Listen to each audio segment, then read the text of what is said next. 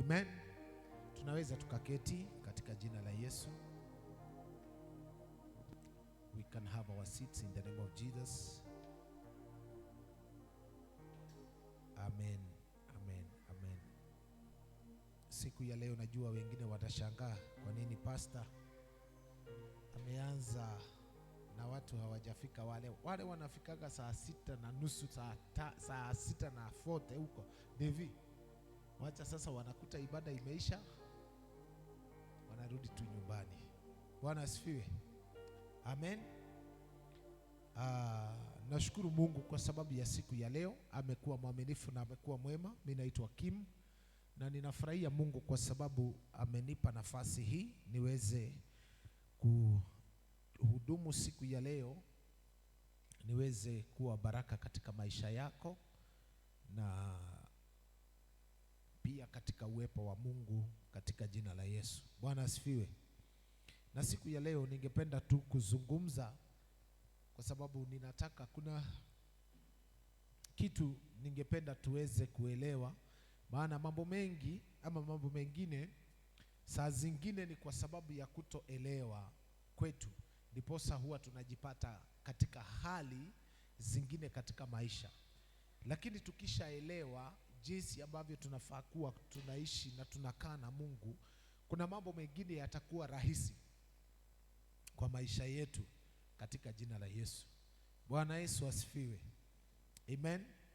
Na leo ningependa tu, kwa sababu ya vile ambavyo muda wetu ulivyo, ningependa kuzungumza kuhusu malango ambayo yanazuia hatima zetu kama wanadamu ama kama Wakristo tuweze kuwa jinsi ambavyo Mungu anataka. Praise the name of the Lord.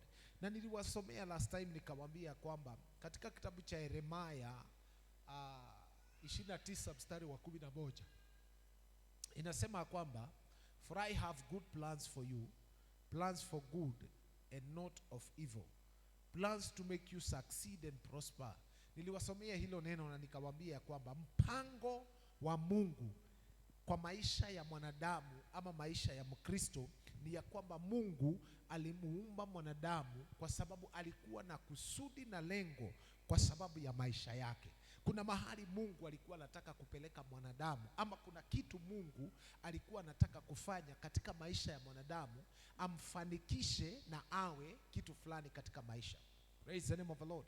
Na kwa sababu kwa muda mrefu ama kwa muda mwingi tumekuwa tu tukihubiri, leo ningependa tu niweze kuhubiri, lakini iwe kwa njia ya mafunzo. Uelewe ni kwa nini maisha yako iko tu mahali ambapo iko, ama ni kwa nini nyumba yako na ndoa yako na kazi yako iko tu mahali pamoja, haisongi mbele. Praise the name of the Lord. Amen. Na ninajua ya kwamba kwa sababu tuko katika mitandao, ninajua kwamba hili neno linawafikia wengi na litawasaidia watu wengi kwa jina la Yesu Kristo. Praise the name of the Lord. Unaweza ukatupatia Proverbs chapter number 4 and verses number 20. Proverbs chapter number 4 and verses number 20. Tafadhali technician wangu. Inasema kwamba, my son, pay attention to what I say. Listen closely to my words. Praise the name of the Lord. Ya kwamba mwanangu, pay attention to what I say. Yasikilize ninayo yasema. Listen closely to my words. Yasikize sana maneno yangu ama neno langu. Praise the name of the Lord. Amen. Leo nataka kuzungumzia malango manne yale ambayo yanafanya maisha ya mwanadamu ama mtu kama mwanadamu ashindwe ama akose kufika, ama inazuia hatima ya mtu katika maisha yake. Jina la Bwana lipewe sifa. Na mlango wa kwanza ninataka kuzungumzia kuhusu mlango wa masikio. Ambia jirani yako masikio. Praise the name of the Lord. Ni kwa sababu Devi leo hii watu wengi wamekosa kuwa vile ambavyo Mungu anatakanga, ama nyumba mingi zimebomolewa kwa sababu mtu alisikia kitu fulani kutoka kwa rafiki yake ama kwa mtu fulani kikaharibu ndoa yake na boma yake. Praise the name of the Lord. Amen. Mwingine akaenda akasikiza kutoka kwa mtu, akaambiwa ya kwamba unajua nini? Kusudi na lengo na sababu yako kutokuendelea ni kwa sababu wewe sio mtu wa maana, ama wewe hakuna siku utawahi saidika. Hayo mambo yote ni kusikia. Praise the name of the Lord. Amen. Na leo hii nataka, I want you to bear me witness ya kwamba mambo mengi yale ambayo tumekutana nayo kama wanadamu ni kwa sababu mengi yake huwa yanaleta shida kwa sababu ni ya kusikiza. Praise the name of the Lord. Yani kuna mtu alisema ya kwamba wewe hauwezi ukafanikiwa, ama wewe hauwezi ukasaidika. Jina la Bwana lipewe sifa. Mwingine anakuja na kuambia wewe vile ambavyo unakuanga hauwezi ukafanya jambo fulani. Jina la Bwana lipewe sifa. Na kwa hivyo kwa sababu ya ile hali ama lile jambo linasababisha maisha yako, praise the name of the Lord, moyo wako unainama, unaona ya kwamba ni kweli, kulingana na vile huyu mtu ameniambia, kulingana na vile nimesikia hawa watu wakisema ama wakiniambia, praise the name of the Lord, ni kweli mimi siwezi nikanawili, ama siwezi nikasaidika, ama siwezi nikafanyika kitu fulani, ama siwezi nikawa kitu fulani. Praise the name of the Lord. Mama utaangalia huyo mtoto na muona kwa barabara huko. Praise the name of the Lord. Amen. Unasikia mtu ya kwamba ni kitu aliambiwa, hicho kitu kikasababisha ya kwamba huyo mtu hawezi akasaidika, ama hawezi akawa kitu fulani. Jina la Bwana lipewe sifa. Hawezi akawa kitu fulani, hawezi akasaidika, ama hawezi akafanikiwa. Lakini haya mambo yote, kusudi na lengo ya haya mambo yote ni kwa sababu unaambiwa yale maneno ndio usiweze kusimama na kusonga mbele. Praise the name of the Lord. Amen. For example, Calvin saizi mtu akitaka kukuharibu moyo, atakuja akwambie Devi amesema ABCD. Praise the name of the Lord. Na kwa sababu anaelewa na anajua ya kwamba moyo hawezi ukajisikilia mwenyewe. Amen. Lakini wakati unaposikia Devi amesema, masikio ndiyo yatasikia, yatume ripoti wapi? Kwa moyo. Jina la Bwana lipewe sifa. Amen.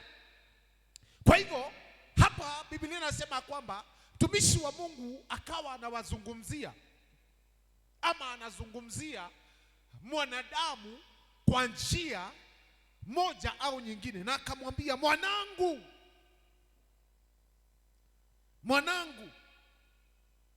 ninataka uyashike maagizo haya, ya kwamba yasikilize kwa makini yale ninayokuambia. Sikiliza kwa makini maneno yangu. Hapa Mungu alijua ya kwamba mwanadamu anaweza akasikiza mambo mengi, anaweza akasikiza vitu vya aina nyingi, lakini akamwambia, sikiza maneno yangu. Ninajua utaletewa ripoti tofauti, ninajua utaambiwa hauwezi, ninajua utaambiwa ya kwamba hili haliwezekani, ninajua ya kwamba utaambiwa wewe sio wa maana, wewe sio wa dhamana. Lakini katika hiyo hali yote ya kusikiza, sikiza maneno yangu na uyasikilize kwa makini. Praise the name of the Lord. Tunapoongea kuhusu masikio, ni kusema kwamba ears can dictate. Praise the name of the Lord. Amen. It can dictate what you hear. It can dictate your life and your destiny. Na ufike mahali kwa sababu ya kusikia upate ya kwamba kuna vitu ulikuwa uvifanye, lakini kwa sababu ulienda ukasikia negative information, inaweza ikasababisha kile kitu hata kama ulikuwa umependa sana kukifanya, ukabadilisha mawazo na ukaanza kufanya kitu kingine. Jina la Bwana lipewe sifa. Amen. 2021 inasema kwamba usiruhusu yaondoke machoni pako, yahifadhi ndani ya moyo wako. Praise the name of the Lord. Kwa sababu alijua kwamba neno la Mungu linapoingia katika moyo wako linaweza likakupa hatima na linaweza likaactivate hatima yako. Lakini wakati mtu amekuja amekupa maneno mabaya, yanaweza yakasababisha moyo wako uharibike na ukose kuona kesho yako, kwa sababu ya kile ambacho ulisikia. Praise the name of the Lord. No muthi uyu andu aingi aria mathukitio ngoro kana andu aingi aria maremetwo ni gwika maundu muturire-ini wao ni tondu wa maundu maria maiguire, ni tondu wa maundu merirwo ni andu, ni tondu wa maundu mariirio ni andu. Bara nyingi urakora kinya social media, bara nyingi urakora kinya micii ya andu ni tondu wa maundu maria andu maiguaga. Nitwarega iri heogoci mundu angienda guguthukia ngoro muthenya wa umuthi eguka kuhe maundu matari mabata nigetha ngoro yaku ithuke no mene nginya handu wendete kuroka. Wathani heogoci umuthi mundu angienda guthukia mucie waku eguka kurehere riboti ya mutumia waku kana ya muthuri waku nigetha muhitanie tondu ni wetikira kuhingura matu maku waigua maundu macio. Praise the name of the Lord. Amen. Gutire kindu kingi kingithukia mundu ngoro gitumi amene handu kana amene undu atambite kuona kana atambite kuigua. Praise the name of the Lord. Mundu nigetha akwaririe uru kana akunyururie kana akurume kana athie eke uru, he undu ambaga gukorwo aiguite. Koguo kiria uretikiria kiingire matu-ini maku ni gia bata muno muturire-ini waku. Bwana Yesu asifiwe. Kile unaruhusu kwa masikio yako kukisikia ni cha dhamana na ni cha muhimu sana, na kinaweza kikafanya maisha yako isonge mbele ama isimame mahali pamoja. Praise the name of the Lord. Na leo ninataka tuzungumze ushirika wa leo, kwa sababu mambo mengi yale yamefanya hata kanisa limekosa kuendelea ni kwa sababu watu walisikia. Jina la Bwana lipewe sifa. Kanithora thuka ni tondu mundu ni aiguire, ni tondu ng'ania ni arathire arauga undu, ni tondu ng'ania ni araririe, ni tondu nyina wa ng'ania ni araugire undu. Na kwa hivyo hilo jambo linasababisha mioyo ya watu wengi iiname na wasindwe kutumika. Praise the name of the Lord. Kwa hivyo ni muhimu sana kile kitu unaruhusu katika masikio yako. Mundu ndakuaga ngoro ataiguite. Tukuaga ngoro ni tondu hari mundu uraririe no ndu ucio ratukinyira ngoro citu cirainama. Nitwarenga iri heogoci. Ndiraiguire mundu umwe akiuga akiaria kiuga atiriri ati mundu amenaga handu ni tondu wa kuigua uru wa handu hau. Wathani heogoci. Amen. For example, leo hii unasikia watu wakiongea, mwingine unasikia akiongea anasema kwamba hospitali fulani sio nzuri.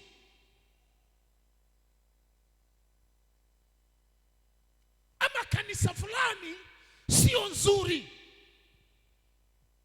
Ama ofisi fulani sio nzuri. Lakini David ukiuliza huyo mtu, hiyo ofisi ama hilo kanisa sio nzuri njia gani, akuelezee ubaya wake, ama hiyo ofisi shida yake iko hapa. Wengi wao wakikwambia, wanakuambianga kwamba niliambiwa na mtu fulani hospitali hiyo sio nzuri kwa sababu alienda yeye akapatia shida ama mtu wao akakufia hapo. Praise the name of the Lord.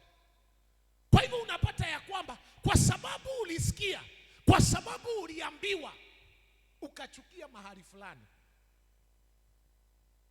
Praise the name of the Lord. Amen. Kuri mundu muthenya wa mothe utangeikira kanitha tondu ni erirwo kanitha iyo andu acio mahoyaga ngoma, kana andu acio mekaga ABCD. Koguo gakora ni tondu wa matu maku kumahingura maundu-ini mamwe ri, ugakora nginya handu harari no teithio waku ukaga kuona uteithio waku handu hau tondu ni werirwo ndu muru wigie handu hau. Kuna watu leo wanaumia, wanateseka katika maisha, wanaumia, wanalia machozi katika maisha kwa sababu waliambiwa maneno kuhusu mahali fulani, lakini kwa sababu walifungua masikio wakaruhusu ripoti mbaya iingie katika masikio yao, mioyo yao ikachafuka, wakachukia jambo fulani na mahali fulani. Nimekupea example nikakwambia leo hii mtu akikuja Njoroge leo hii akwambia kwamba mke wako nimempata mahali fulani. Na wamama tuna shida ile sana, kwa sababu wamama wanasikizanga sana. Mtu anakuja anakuambia nimepatana na mume wako mahali fulani. Na niliwauliza watu Calvin, nikawauliza aje, kwani kusimama na mtu kuna shida gani? Ni wapi imeandikwa kusimama na mtu ya kwamba ni dhambi tunafanya, ya kwamba kusimama na mtu ni washerati unafanya? Jina la Bwana lipewe sifa. Lakini unapata mtu kwa sababu nia yake anataka uingiwe na moyo wa kuchafuka, akuchafulie moyo, atakuletea maneno ya kuharibu moyo, uanze kumchukia na kuwa suspicious kwa mume wako. Uniambia aje huyo mume akija jioni na pengine walikuwa wamesimama na mtu kwa duka, ama pengine walikuwa nani alisema mume wako deals zenye atakuwa akifanya zitakuwa tu za wanaume? Ni nani alisema? Wamama tuongee ukweli. Wamama juu nyinyi mnatembea, praise the name of the Lord, nyinyi biashara zenyu mnafanya na wanawake peke yake, si pia nyinyi mnafanya na wanaume? Lakini mtu kwa sababu ana roho chafu, ana moyo wa kuharibu, anakuja na kuletea ripoti mbaya. Na ndiposa neno linatuambia kwamba usiruhusu lile neno umelisikia la Mungu liondoke katika moyo wako. Anakuambia lisikie na ulishike neno langu, wachana na mambo mengine. Bwana ni ayogosi. Lakini wewe unakosa kusikia kile kinafaidi maisha yako, unasikiza ripoti mbaya. And you forget ya kwamba ripoti mbaya hukimbia kama upepo. Praise the name of the Lord. Kwa nini wakati alipata mzee wako akifanya kazi akibeba mawe, ama akifanya kazi akinunua gari, kwa nini hakukuja kukuambia? Lakini akipata amesimama na mwanamke anakuja na kuambia. Si unaona huyo ni mtu anatumiwa na pepo? Praise the name of the Lord. Amen. Mwingine anakupata ukikula kanyama mahali Njoroge, anakimbizia mama, anamwambia nimepatana Njoroge akikula nyama, ameleta nyama huko. Sasa unasumbuliwa na nini? Praise the name of the Lord. Jina la Bwana lipewe sifa. Amen. Kwa hivyo unapata ya kwamba ripoti mbaya inaharibu maisha na moyo wa mwanadamu. Praise the name of the Lord. Lakini nataka nikwambie siku ya leo, cha muhimu kufanya ni kuyafunga masikio yako, kwa sababu wewe unajua mahali ambapo unaendanga. Hautaki moyo wako wako uchafuliwe, hautaki moyo wako uharibike, funga masikio yako. Sio kila mtu unafungulia masikio. Sio kila ripoti unaambiwa unasikiza. Sio kila mtu anayekuongelesha unamsikiza. Kuna watu watakuja na ripoti mbaya, lakini hatima na kusudi yao ni kwamba waharibu mahali ambapo unaendanga, waharibu hatima ya moyo wako. Ni watu wangapi leo hii wamefutwa kazi kwa sababu mtu aliambiwa, unaona huyo boss hivyo venye anakuangalianga, huyu atekana boss yusho nilithwe na lio shogo nikiaroraga ndo.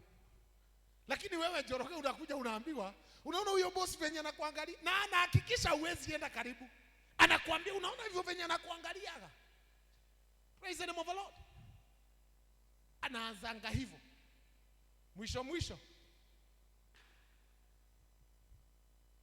Praise the name of the Lord. Sasa wewe unaanza kuhepa.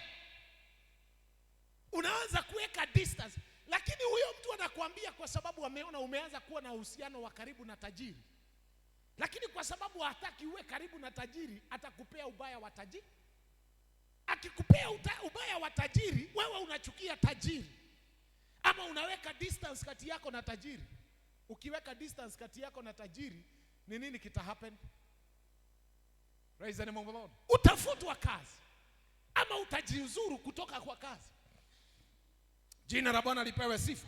Kuna watu leo katika maisha yao, kwa sababu ya kusikiza maneno yale ambayo wanaambiwa na wanadamu, mioyo yao imeharibika. Wamechukia kazi ya Mungu, wamechukia kanisa, wamechukia kufanya kile ambacho waliitwa wafanye na Mungu. Jina la Bwana lipewe sifa. Kuna wakati mmoja nilikuwa namtumikia Mungu. Jina la Bwana lipewe sifa. Na moyo wangu nilikuwa nimejitoa kwa Mungu. Nilikuwa nimetamani kumpenda Mungu zaidi. Lakini siku moja mtu mmoja akaja akanivunja moyo, akaniharibu moyo wangu. Jina la Bwana lipewe sifa. Kile ambacho nilikuwa nimetamani kukifanya katika maisha yangu, nikasikia kikaumiza moyo na kikaharibu moyo wangu. Nikachukia kufanya kazi ya Mungu. Jina la Bwana lipewe sifa. Nilipochukia kufanya kazi ya Mungu, unataka kuniambia kwa sababu ya kuchukia uache kufanya? Huyo mtu hata hakuji kufanya. Praise the name of the Lord. We akurehagira maundu moru ngoro yaku ithuke na umene wira wa Ngai, na umene utungata uria urutaga. Mwathani agocwo. Tigiza mtu mwambie wacha kusikiza watu sana. Sikiza Mungu kile anasema. Na ndiposa Proverbs imetuambia ya kwamba 4 and verses number 20 and 21 imetuambia ya kwamba yasikilize maneno ya Mungu peke yake. Yasikilize mawazo ya Mungu peke yake. Wachana na watu, maana utawasikiza watu, moyo wako uharibike na uchukie kazi ya Mungu. Jina la Bwana lipewe sifa. Nimekwambia leo hii kuna mtu amewacha boma yake kwa sababu aliletewa ripoti mbaya ya mume wake. Na hizo asifiwe. Na wengine wanakuletea hiyo ripoti mbaya ndio arudi kwa wamama oe. Praise the name of the Lord. Unaletewa ripoti ya mtu wako ndio uweze kumchukia. Huyo mtu mwenye amekuletea ripoti arudi. Hello. Praise the name of the Lord. Bible inasema ya kwamba angalia ni nini ambacho unakisikiza. Kile unasikiza, angalia sana kwa makini. Usifungue mlango wa masikio kwa kila mtu. Angalia ni nani unafungulia. Jina la Bwana lipewe sifa.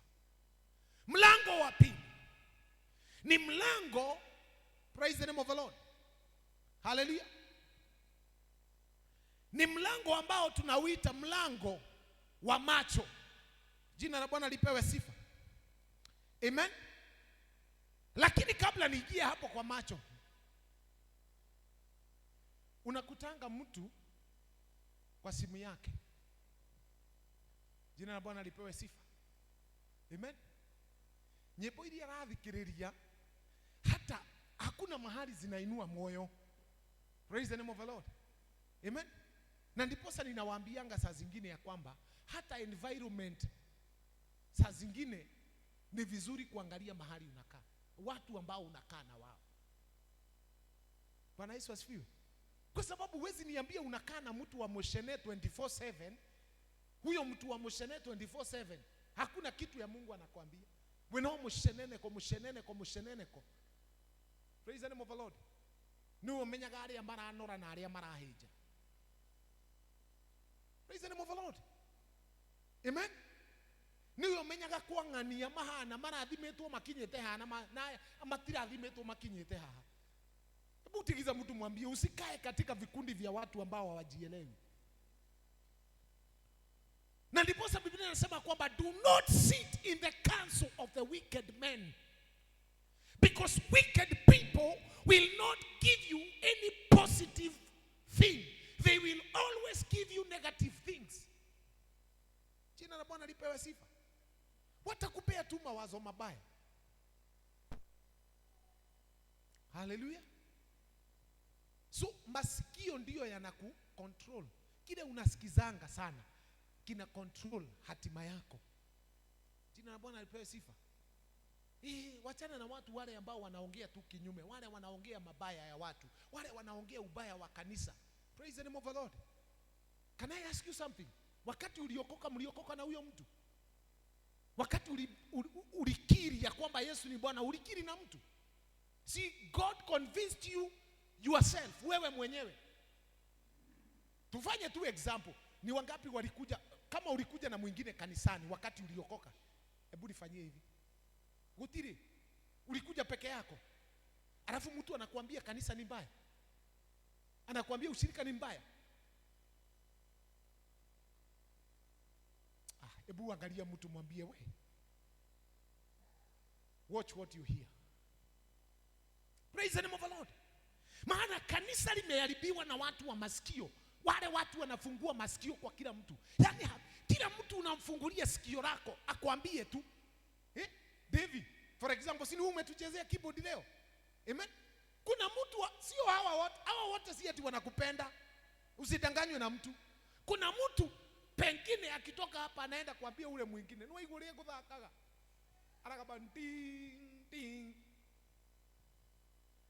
Praise the name of the Lord. If you're not good in keyboard, you are good in guitar. Kwa nini asemangi wewe ni mzuri wakati unacheza gitaa? Lakini wakati amekukuta mahali na for example hatiri ugiugera kadema. Praise the name of the Lord. Lakini wewe badala ya kuona positive thing, unaona ubaya, unaona weakness. Ambia wewe mwingine, wacha kukaa karibu na watu wa Moshene.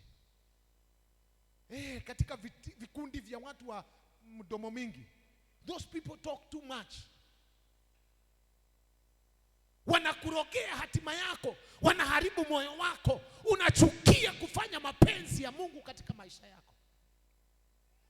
Unachukia kufanya kile Mungu alikukubalia ufanye kwa sababu umekaa karibu na watu wa Moshene. Mtu anaongea tu. Tingiza mtu mwambie, chunga sana unachokisikiza. Praise the name of the Lord. Amen. Na siku yote ukipata ya kwamba wewe watu ambao unapatana na wao wengi hawawezi wakakwambia vile Mungu atakuinua, makuheago kioneki ya guthirago wa kufita, wachana na hao watu. Kama unapatananga tu na mtu ati yeye akikwambia, akikuongelesha anakuambianga vile kesho yako ni mbaya, vile hatima yako haiwezi kafikia. Ati wa mwira ni urandikiwe wira handu fulani, akakwira Ngai kou ofisi hiyo. Sasa praise the name of the Lord. Hello.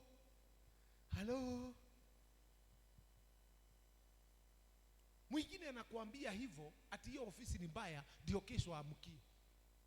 Tondu kumwirite umuthi ni urathi ofisi fulani gwetha wira njoroge. Amen. Nake haririe gugathie rucio. Unafikiria atafanya nini? Unafikiria atakwambia uzuri wake? Atakwambia ubaya wa hiyo ofisi ndio kesho amukie huko mapema. Alafu wewe moyo wako kwa sababu ni masikio yako umeyafungua kwa kila mtu unasikiza. Bwana asifiwe. Amen. Ugakuwa ngoro hindi yo kwihariirie wathie kuroka wira handu office uthi kuhoya wira interview. Lakini kwa barabara umepatana na mtu wa moyo mdomo mbaya, amekwambia hapana, hiyo ofisi huwezi ukapata kazi, ukarudi kesho unapatana na yeye na briefcase kwa hiyo mlango ya ofisi akiingia. Hey, ambia huyo mwingine, wacha kusikiza watu ovyo ovyo. Watch those people who you listen to. And that is why Biblia inasema kwamba mwanangu, yasikilize kwa makini yale ninayokuambia. Sio yale unaambiwa na wanadamu, sio yale unaambiwa na mtu, sio yale unaambiwa na dunia. Sikiza kile Mungu anakuambia. Na anakuambia sikiliza kwa makini maneno yangu. Niliwaambia faith comes by hearing.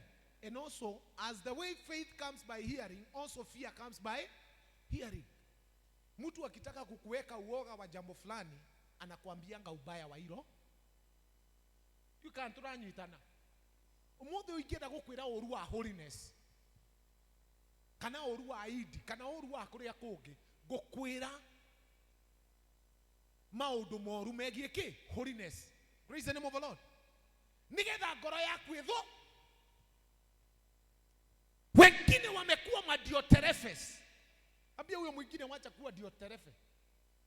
Ya kwamba hakuna siku utaambia watu uzuri wa Mungu. Hakuna siku utaambia watu vile Mungu anafanyanga kazi. Hakuna siku utaambia watu vile Mungu anainua. Wewe kazi yako ni kuharibu mioyo ya watu na kuichafua. Dioterefe wewe. Praise the name of the Lord. Na hata wale wako online wasikie hiyo. There are people who are behaving like dioterefes in the house of God.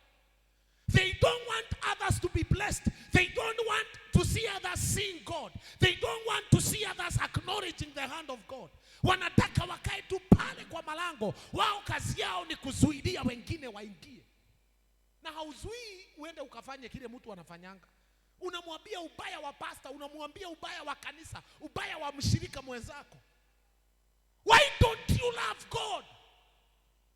Because the moment you love God, you cannot go speak ill of Peter because you love God. Lakini kwa sababu haumjui Mungu, wewe ndiye wa kwanza kuzungumza mabaya ya wengine. Because you don't love God. Tigiza mtu mwambie wachana na watu wa moshene. Matimenya gaginya kuria mathia. Praise the name of the Lord. Hallelujah. Can I tell you something? Hebu niweke Psalms chapter number 50 and verses number 20. Psalms 50 and verse number 20. Nigetha tuigire uhoro wa maitho. Psalms number 50, uko wapi?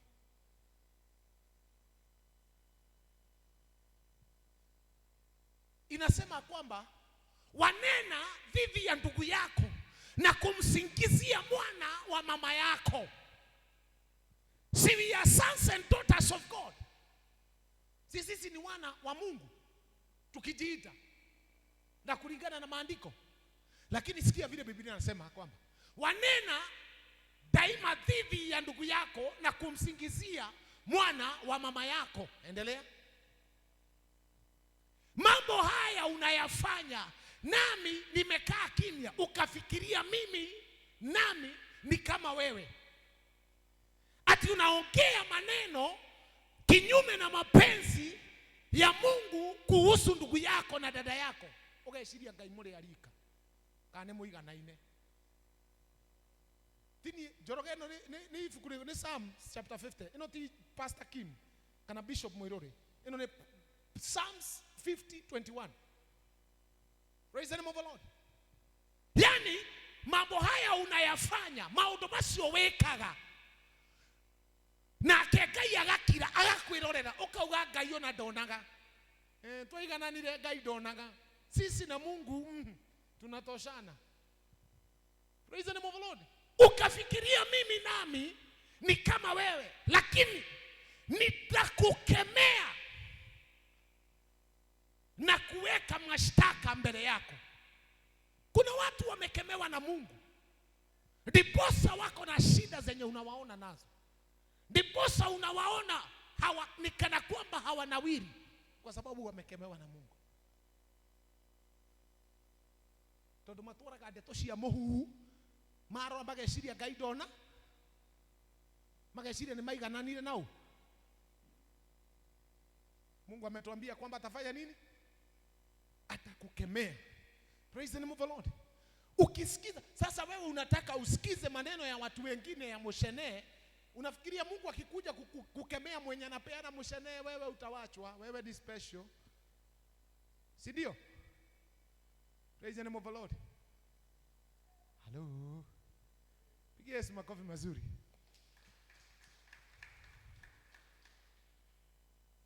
Listen only to the word of God.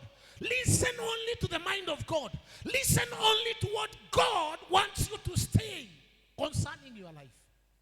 Na maisha yako yataweza kunawiri na kuendelea. Praise the name of the Lord. Kile unasikianga hicho ndicho kinakutengenezanga. Bwana Yesu asifiwe.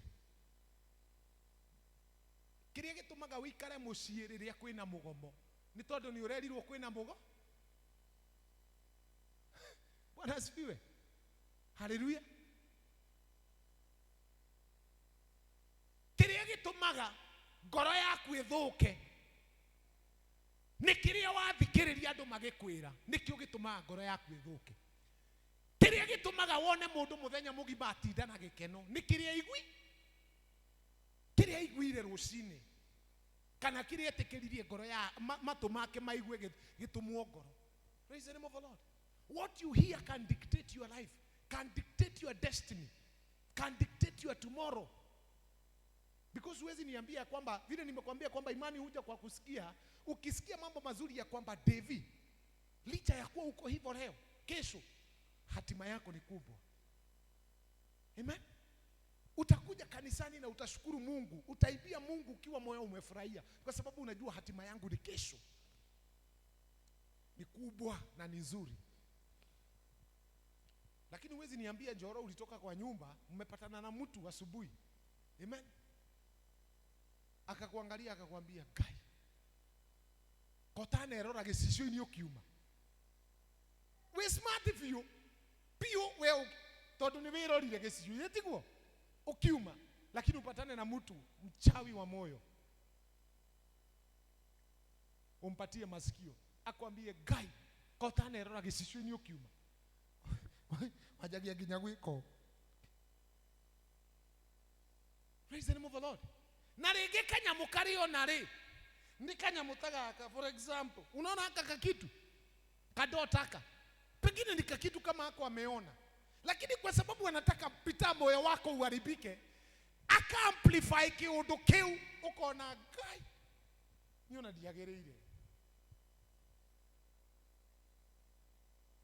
Ndomo mwetu na negokira tokira. Praise the name of the Lord. Nikwambie kitu. Kuna wakati mmoja tulikuwa na mgeni hapa. Sitaki kutaja ni siku gani. Lakini siku hiyo nikapatana na mtu akaharibu moyo wangu. Asubuhi. Praise the name of the Lord. Kile kitu nilikuwa ninaenda kufanya, nilikuwa hata nimepita kwa ofisi ya askofu, nikamuomba ruhusa, ama nikamwambia ya kwamba ninataka kufanya jambo, ama hata ilikuwa ni kitu fulani ilikuwa inatendeka, nikamwambia kuna mtu ulikuwa umegoja na amefika. Nilipoenda kukaribisha huyo mtu, si nimepewa ruhusa na askofu, nikaenda nikamkaribisha, nikamuingiza kwa ofisi. Kutoka tu kwa ofisi ya askofu nikapatana na mchawi. Akaniambia, "We, Bwana asifiwe. Amen. Haujafanya kitu cha maana. Haujafanya vizuri hata kidogo." Na akanionyesha kabisa nimefanya makosa. Na hata nikashindwa. Yaani akaniambia, "Nani amekuruhusu?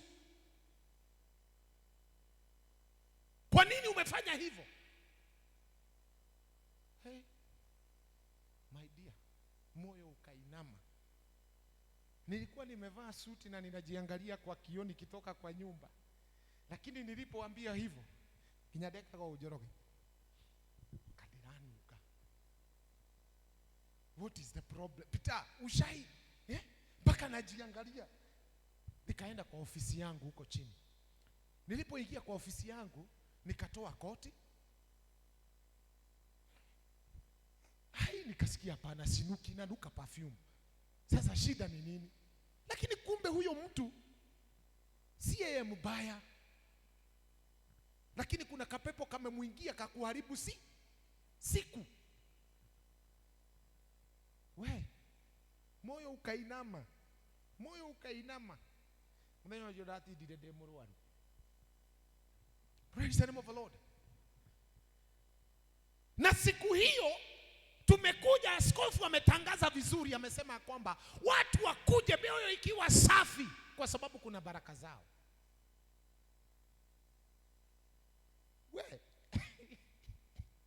David, nilitoka hapa moyo ukiwa umeinama, lakini nikaongeleshwa na mtu akaniambia hapana, usiinamishe moyo. Already nimepata ripoti ya kuniharibu moyo, alafu Mungu amenitumia mwingine wa kuinua moyo. So si unaona kile ambacho unasikiza ni cha muhimu sana. Asubuhi umevunjwa moyo, umeinamishwa moyo, lakini baada ya masaa machache kukakuja mwingine akainua moyo wako, akakutengenezea So kile unasikiza sana kinaweza kikaharibu maisha yako, hatima yako ya kesho, na kinaweza kikaitengeneza. Pigia Yesu makofi mazuri. Jina la Bwana lipewe sifa. Ya pili tumesema kwamba it is the gate of eyes.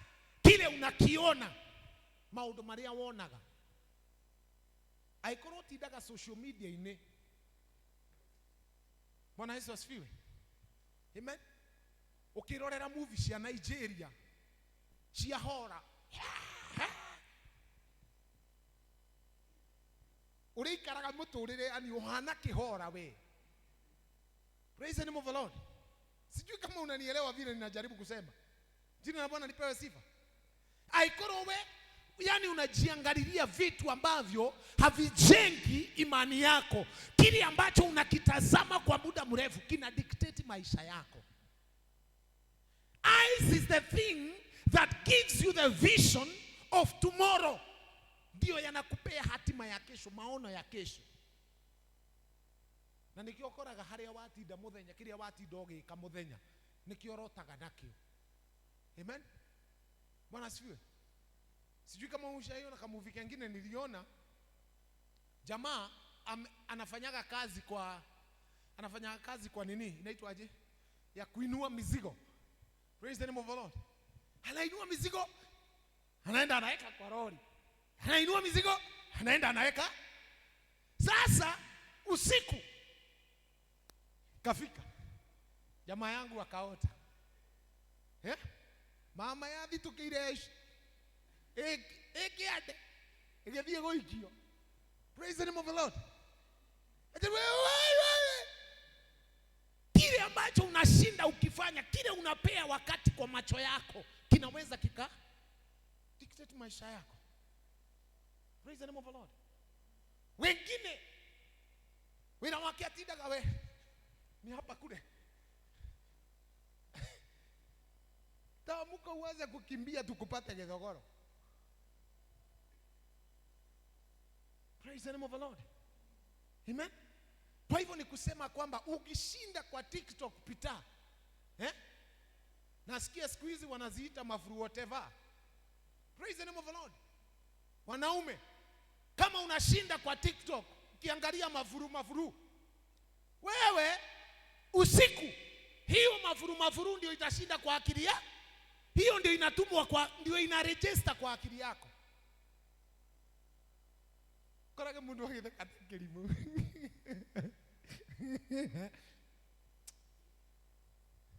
Pigia Yesu makofi mazuri. Na wasaidia watu wa Mungu. Kile ambacho unatazama kwa muda mrefu kinaweza kikadictate maisha yako, kinaweza kikadetermine mahali unaendanga. Jina la Yesu lipewe sifa. Nikupe ka story kamoja katika kitabu cha Samueli wa pili 11 mstari wake wa 2 na 4 inasema kwamba Daudi ndiposa aweze kufanya dhambi alienda kuoga katika kanyumba kake kajuu, na hindi watumite jeshi ringi bara-ini. Bwana Yesu asifiwe. Amen. Hali hake kanyumba iguru ri.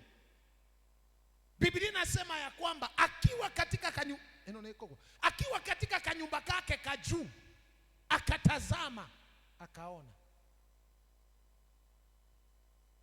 Bathsheba akifanya nini? Akiuga, jeshi, oka. Gerera imodori. Praise the name of the Lord. Hallelujah. Lakini kama hangeona, kama macho yake haingeona, hangeanguka katika dhambi. Hangejipata mahali alijipata. Lakini kwa sababu aliona, Biblia inasema kwamba alipotumana, saa hiyo ujue mume wake ameenda katika vita kupigana. Praise the name of the Lord. Amen. Alafu anasema kwanza, make sure mkienda kwa vita. Digweci tondu hindi yo ngagotia ri thimuri. Nyona atari marwa andikire ihenya. Akira munene uria wari bara-ini akimwira atiriri, commander uria wari commanding officer akimwira atiriri, sasa kama leo hii serikali yetu IG aandikiwe barua ambiwe ya kwamba nuona ngania, make sure umemweka kwa vita pale mbele ndio agongo aende akiendaga. Lakini kitu ambacho kilifanya afanye hivyo ni nini? Macho. Aliona mke wa wenyewe, akamtamani, akafurahia. Abiri agikena na maitho atoete ikinya ria gutumbana agirwo vita. Koguo maundu maria wonaga TikTok-ini ri, amen, kiria gitumaga urihe fea ume na ikuru othie Githumo ni undu wa mundu nginya utari wona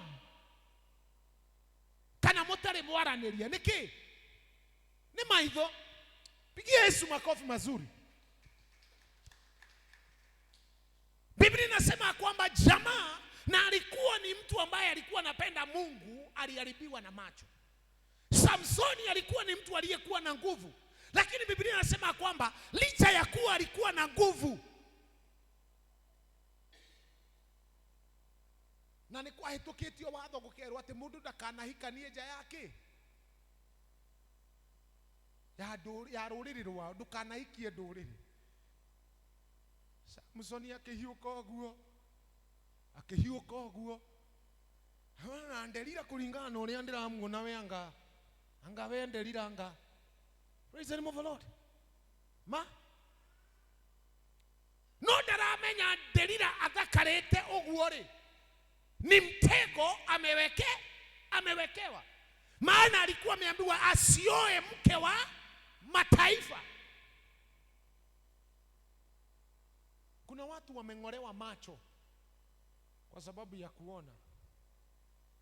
Kuna watu leo hii, praise the name of the Lord, wameng'olewa macho ya afya yao kwa sababu waliangalia ifuru akakuta imerogwa. Pigia Yesu makofi mazuri. Halo. Kuna watu hatima zao zimekosa kufikia mahali wanaendanga kwa sababu waliona kitu kikawabadilishia hatima. Praise the name of the Lord. Tuli wakora mundu wahetwo wira mwega arute, no ni tondu wake wa maitho. Amen. Gitoka gigakuhe wira mwega, anarudi anasahau 10,000 hapo. No kwetwo wira wa 800. Ona rege ti 10,000 atigete 1,000 hau kana 200. Praise the name of the Lord. Lakini unapata ya kwamba kwa sababu ya ile tabia ya kushikashika, halo, macho ikaona, ikatuma ripoti kwa mkono ikaendea. Ukariganirwa atiriri, boss aigete gathaa haria we ira no gathaa na ni ga CCTV au gakuria atiriri fita gutigite 500 haha hamana niona ndio ona ndingirite kou ni ndingirite no kwetwo wira 800.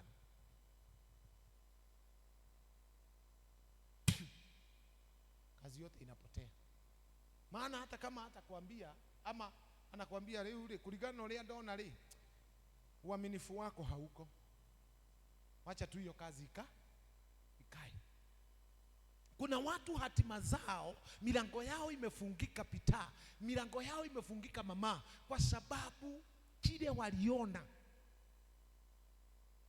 kiliingia kwa akili zao kikaribu hatima zao. Daudi ndagiagwire kana ndagiagire.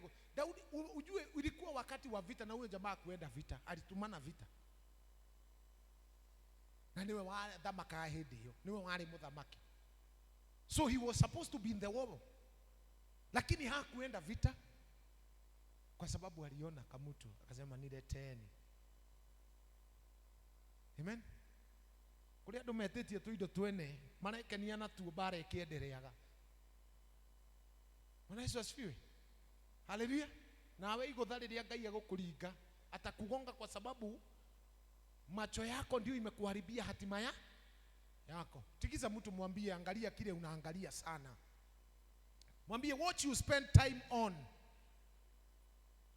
Mwambie watch what you spend time on. Maana hicho kita determine mahali unaendanga.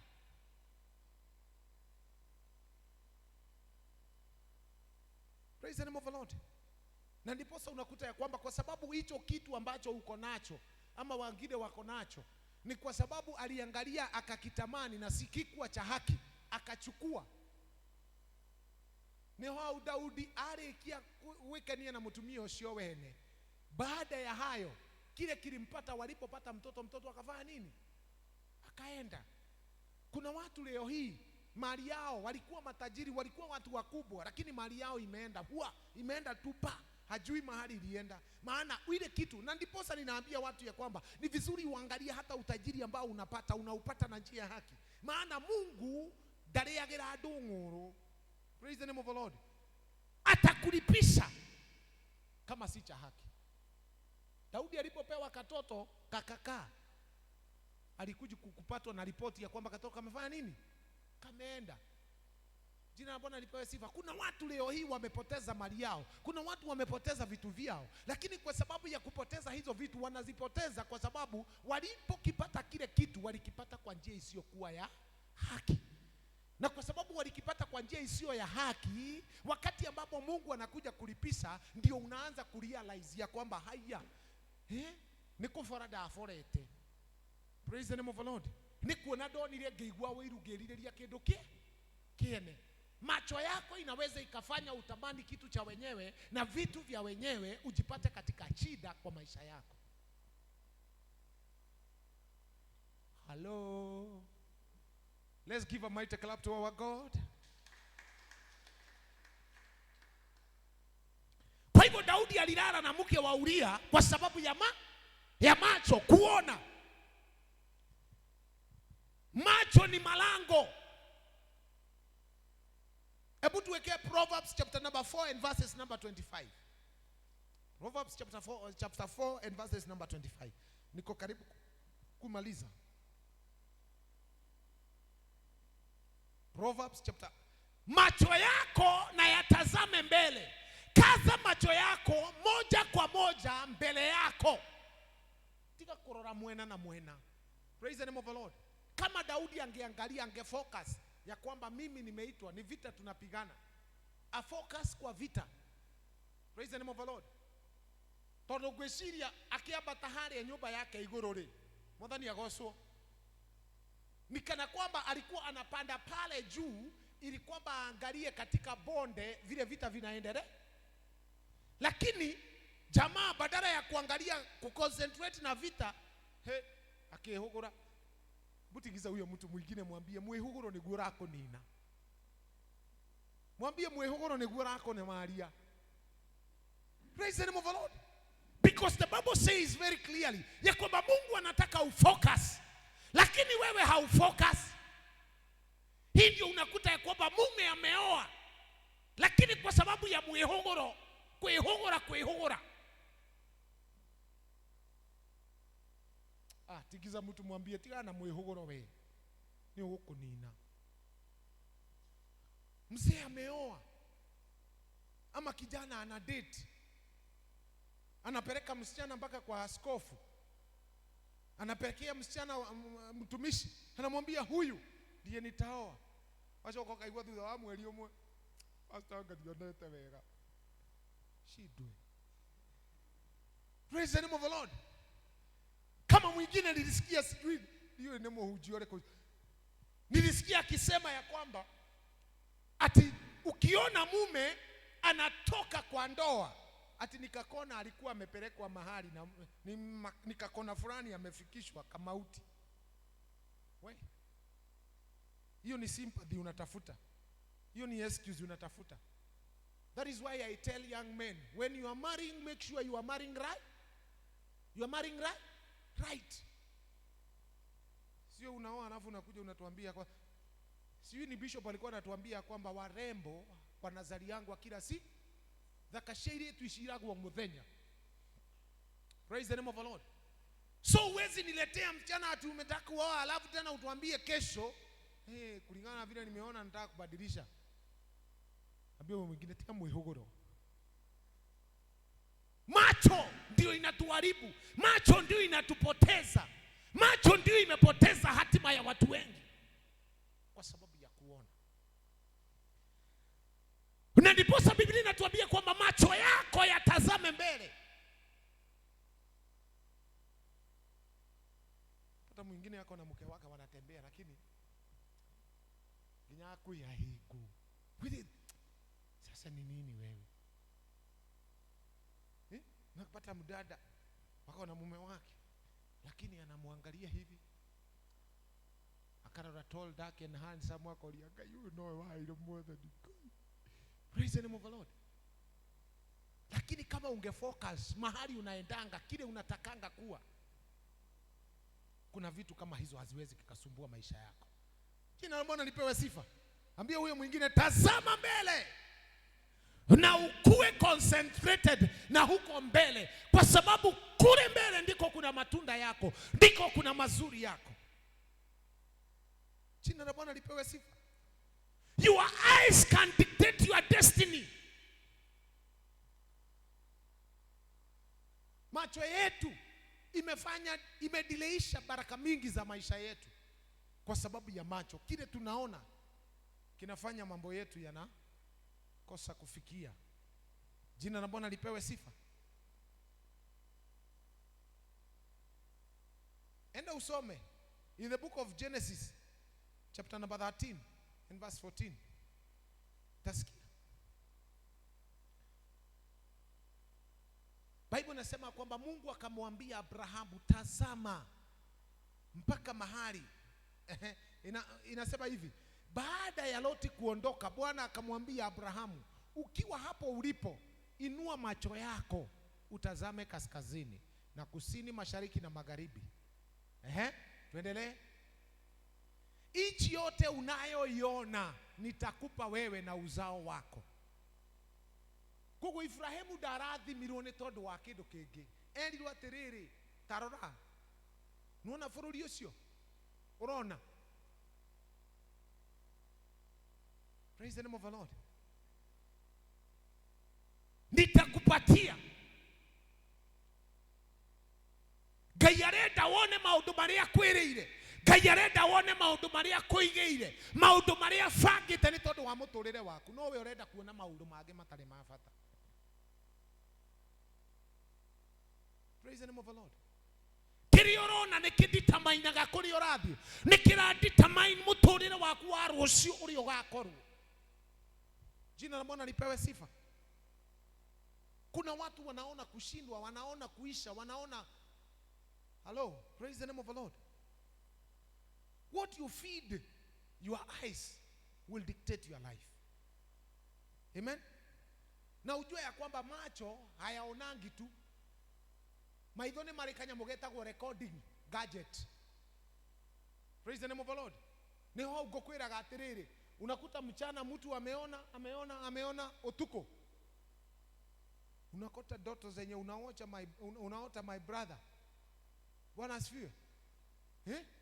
Rushini unokira koria ndiri munoki.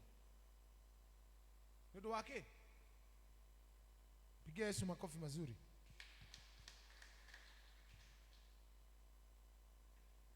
You can be seeing failure.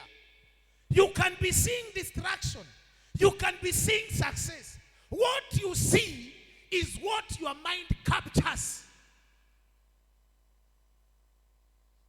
Ukiona kushindwa utashindwa. Ukiona kushinda utashinda. Ukiona kuchukiwa utachukiwa. Ukiona kudharauliwa utadharauliwa. Abia huyo mwingine, ona vizuri. Wacha kuona tu kushindwa. Na nikiona muturire ule andu maratura muturire mature. Maana unaenda mbele za Bwana unamwambia kwamba niye kai uguo hana. Niye ndire wafata ndire ogithegethege ndire okinyamu uguo. Sasa Mungu akikuangalia na umejiita kinyamu uguo ri vitari. Kaiwe uraira Ngai ndakoragwo concentrated ati angiheo no anengerane irathimo ciake kuri okinyamu uguo.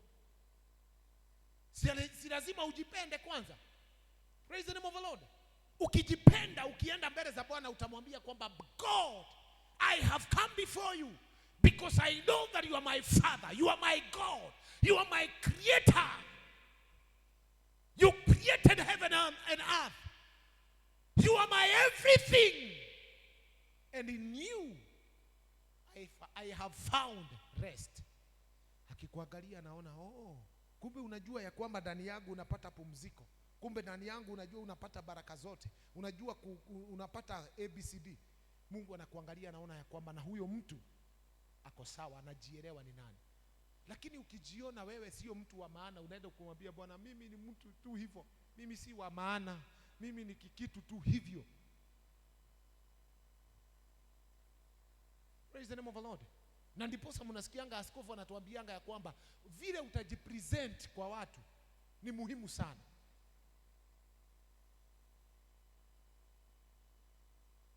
Maana uko na pasi kwa nyumba, lakini urumwe nyumba wikira niti ginya mtu akurora karibu. Uko serious na maisha.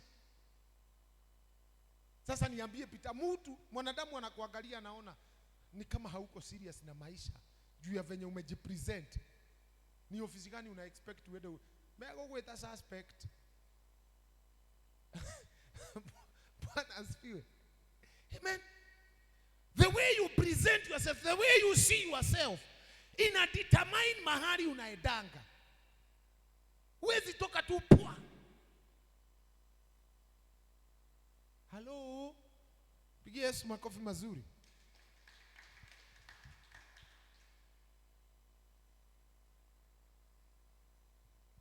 Na ndiposa inatuambia ya kwamba in Proverbs ya kwamba let your eyes look straight ahead. Fix your gaze directly before you. Praise the name of the Lord. Maana adui atatumia uongo kukuonyesha ya kwamba kesho yako si nzuri. Na kwa sababu ya kitumia uongo, wewe na wewe usomangi neno na Mungu, ujue ya kwamba Yeremia inasema kwamba nina mipango mizuri, mipango ya baraka, mipango ya kukuinua na si ya kukumaliza, mipango ya kukufanya ufanikiwe na si ya kukumaliza.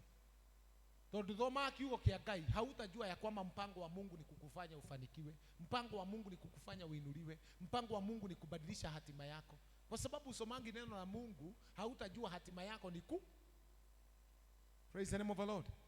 Ukikosa kujua hatima yako ni kubwa, mambo ambayo unayafanya, utafanya mambo ukiwa moyo wako umeina. Lakini kama umeweka mawazo yako na moyo wako na macho yako mbele, umetazama mbele, hautaki kudistractiwa na hao watu nimekuambia wa moshene, watu wa matuhuhu, watu wa nini. Praise the name of the Lord. Unaangalia mbele. Praise the name of the Lord. Amen. Ukiwa mwanaume uangalie mbele useme ona gwathi uguo ni nguthi gwiko gwikara uguo ndiokete Kristo. Praise the name of the Lord. Hata ukiwaona wazuri, ukiwaona warembo, ukaugata muigai, ona cia heha mware hehania. Tia gwetha iria cirahiuha. Hehania na icio cia. Kwa sababu umeangalia wapi? Hello. Umeangalia wapi? mbele. Unajua mimi nina hatima na kuna mahali ninaendanga, na kwa sababu kuna mahali ninaendanga, I am going to focus. I am going to stand strong because I know what I want to become. You will not be dictated by anything that is distracting you, because the enemy will use lies, will use distraction kukuondoa katika mahali ambapo unaendanga. Atatumia deception akudanganye uachane na focus yako. Jina la Bwana lipewe sifa. Amen. Hapo ndipo wanaume shetani anaanza kukuambia hapana. Wakwagani tamahidi matobete. Ni tamahidi agama tomete sijui nyama tomete. Juu umeona mwingine anakaa ni kama amekarangwa, amewekwa kwa deep fry, sijui ni deep fry ama ni freezer. Praise the name of the Lord. Lakini kwa sababu hautaki kufocus na Mungu, una focus na vitu venye unaona. Niho wajagia gwetha mahĩtia ma mũtumia waku. Niho wajagia gwetha weakness ya mũthuri waku. Toni uracemanirie na tall, dark and handsome. Praise the name of the Lord. Ni uracemanirie na gashuga mami, gashuga whatever. Ukaona kana kwamba Mungu alikupatia kimakosa.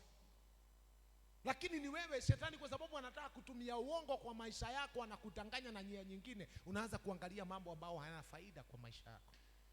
Unawachana na kile Mungu alikuwa anataka ukue. Unawachana na hatima ya maisha yako. Ukiachana na hatima ya maisha yako na mahali ambapo unaendanga focus yako, hau niho uragira njira mukorana na Ngai. Urira Jesu ruhi rwega.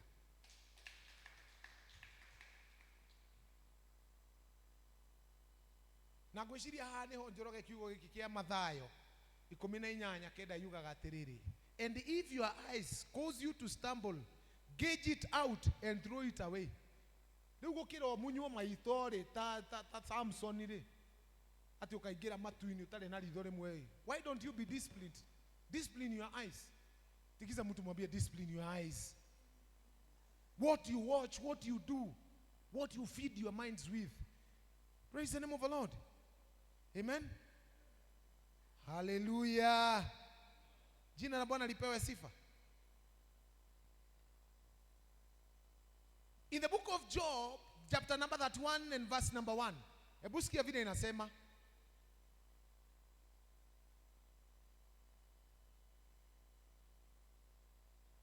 Umetuwekea? Job 31.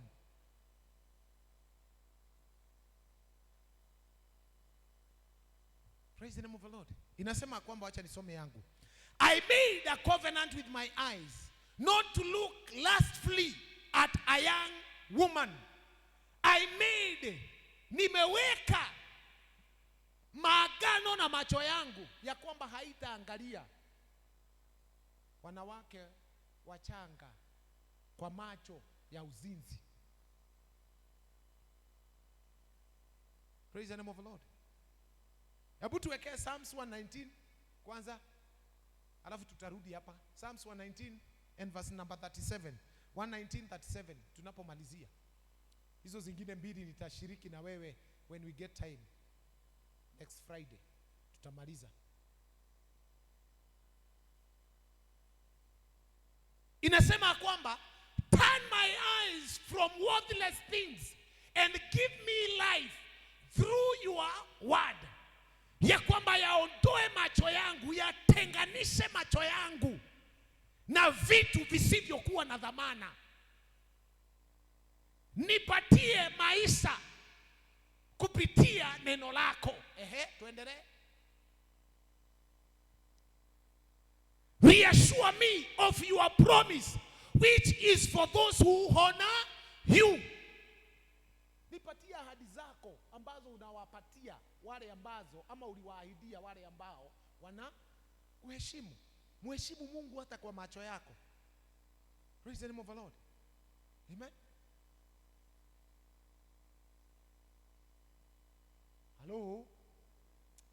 Jiko. Bwana Yesu asifiwe. Kile unaona pita ni cha muhimu sana. Kinalingana na maisha yako mahali unaendanga.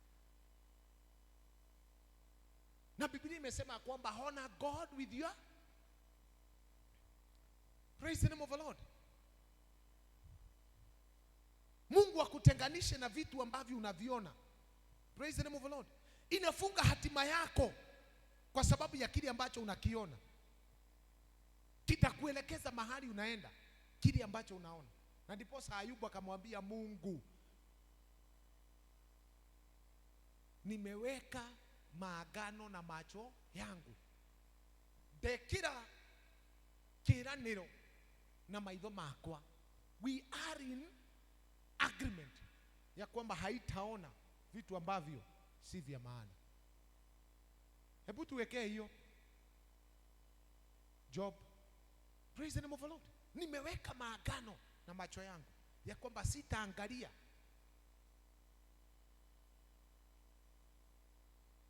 hello. Praise the name of the Lord. Tunangoja Job 31. Nilifanya agano na macho yangu, basi ningewezaje kumwangalia msichana? Unaona? Kwa sababu umeweka maagano, hautaangalia tusichana na huko kwa barabara, hautaangalia waume za wenyewe na huko kwa barabara, kwa sababu umeweka maagano na Mungu. Maana ukiwaangalia kuna kile kina register kwa mind yako, kinaharibu mawazo yako. Ukiharibika mawazo, unaanza kupoteanwa na Mungu. Maana Mungu anaishi katika moyo, na wakati umeanza kufikiria mambo mabaya, praise the name of the Lord, inakufanya upoteanwe na Mungu. Tikiza mtu mwambie, weka maagano na macho yako. Praise the name of the Lord. Amen. Peter, ti hado ho the roya maitho iguru. Ti o mundu mwahituka na ke ugoro kamumagaria nginya rami ugacoka wika. Aizo, umesikia hivyo? Wazee, Bwana asifiwe wazee. Calvin, Joroge. Praise the name of David. Tuweke maagano na macho, sio kila kitu tunaangalia. Maana tukiweka maagano hivyo na Mungu ya kwamba tutaweza kupelekana na Mungu na maisha yetu yatafika mahali tunaenda. Proverbs 4:25 inasema kwamba focus on the right path. Focus.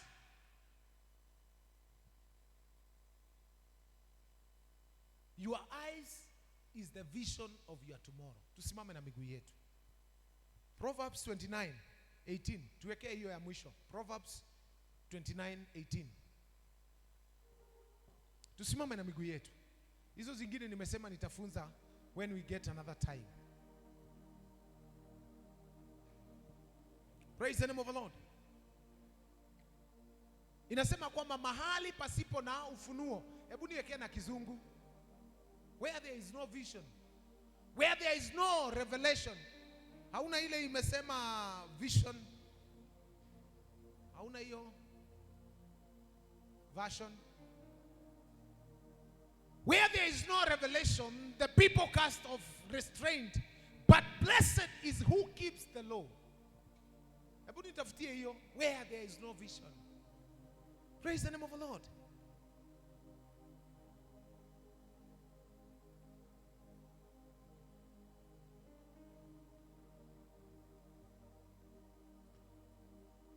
Where there is no vision of God and His word, the people are unrestrained. Mahali hakuna maono, watu hawajizui. Praise the name of the Lord. Lakini ukiwa na maono, unajilinda, unajizuia kufanya mambo mengine, kuona vitu vingine, kuongea mambo mengine. Hiyo ingine tutakuja kuongea kuhusu mdomo na moyo. Mlango wa mdomo na mlango wa moyo. Inasema kwamba where there is no vision, where there is no revelation of God and His word, people are unrestrained. Watu hawajizuiangi, watu hawajiweki vizuri. Maana maono inamsaidia mtu kukaa na discipline. Kile unaona kinakufanya ukae na discipline, ukae maisha mazuri, upelekane na Mungu, ukae na Mungu vizuri. Praise the name of the Lord. Tigiza mtu mwambie nitakaa na Mungu vizuri. Licha ya kuona mambo mengine, nitakaa na Mungu vizuri, maana nitajizuia kile ambacho ninaona katika maisha yangu. Jina la Bwana lipewe sifa. Amen. Kwa hivyo maono yanahitaji mtu aliye na uwezo wa kuona katika roho. Roho yako inaona. Uwe na macho ya kiroho ikuonee hatima yako ya kesho. Sio macho haya. Macho haya ni example yanatupea. Lakini lazima uwe na macho ya kiroho. Kile ambacho kama hauoni mahali unaendanga, haikuduri wewe karoho kona kioneki kia hali ugathie kana kile ugatwika. You need to ask God again. You need to pray more. You need to believe God more. Akusaidie uwe na ile hali ya kuelewa mahali unaendanga, kile utafanyika katika maisha yako. And if your spiritual eyes are closed, you live aimlessly. Unaishi tu uishi. Unaishi bila maarifa, bila hekima. Hawezi ukajizuilia. Hawezi ukakaa vizuri. Hawezi ukafanya mambo kwa mpangilio. Because you are living because other people are living. You are living aimlessly. You don't have a vision. Maana kama hauna maono, hauwezi ukajizuia. Hauwezi ukarestrict maisha yako ya kwamba sio kila kitu unafaa kuona. Without the sense of divine purpose, maisha yako yanabakia mahali pamoja. The reason why many people are stagnant today, it is because they are stagnant. Their spiritual insight, their spiritual sense is not awakened, is not sensing, is not directing them. So they are living a stagnant life. Nataka uambie Mungu siku ya leo, revive my divine sense. Revive my spiritual insight. Niweze kuelewa mahali ambapo ninaendanga katika jina la Yesu. Nione mahali ninaendanga, nione. Nisaidie niweke maagano na macho yangu ya kwamba sio kila kitu nitaangalia ambacho hakina faida katika maisha yangu. Job akisema ya kwamba Mungu amsaidie, hivyo ameweka maagano na macho yake ya kwamba hata angalia kwa njia ya uzinzi kwa kila mwanamke.